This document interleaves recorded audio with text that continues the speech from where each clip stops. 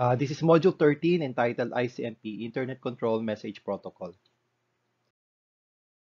In this module, we'll explain how Icmp is used to test network connectivity. We'll discuss ping and traceroute utilities to test network connectivity. Icmp messages. There are two versions of Icmp, Icmp version 4 and version 6. Icmp version 4 is for IPv4 addresses and Icmp version 6 are for IPv6 addresses. This is the protocol of ping and traceroute, which I think you are familiar with. So again, Icmp stands for Internet Control Message Protocol. So Icmp again is the protocol, application is the ping. Icmp provides feedback about issues related to the processing of IP packets under certain conditions. Again, this is the messaging protocol for IPv4, the Icmp version 4, and the ICP version 6 is for the IPv6.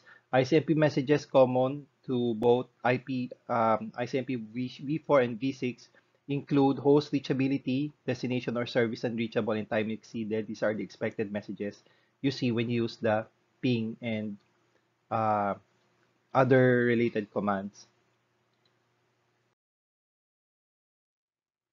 Ping uses the process of echo request. When you send a ping, it sends an echo request to the target device, and then once there is a match in the IP and connection, the receiver are forced to send an echo reply. Ping and trace route tests.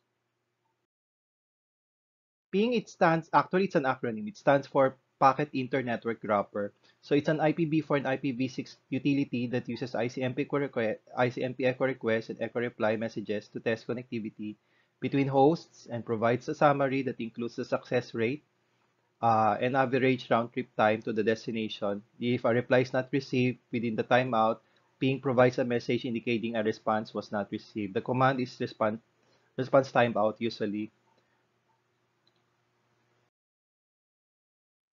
There's this what we call as a loopback IP. It is used to test the TCP IP stack. Its value is 127.0.0.1. So if you want to test this, you may ping 127.0.0.1.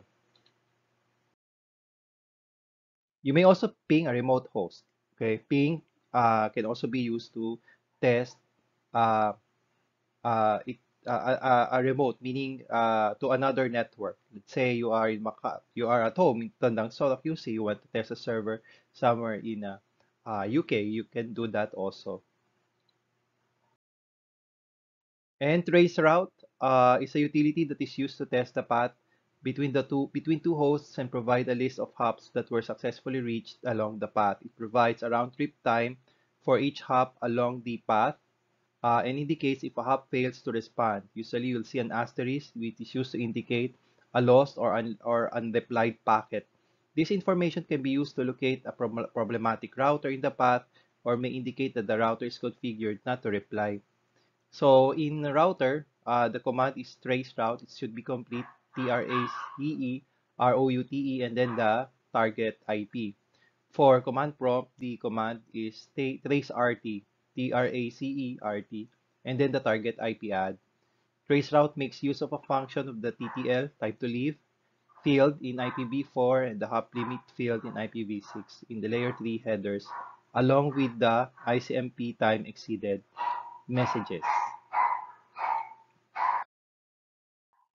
As a summary for this module, the purpose of ICMP messages is to provide feedback about issues related to the processing of IP packets under certain conditions.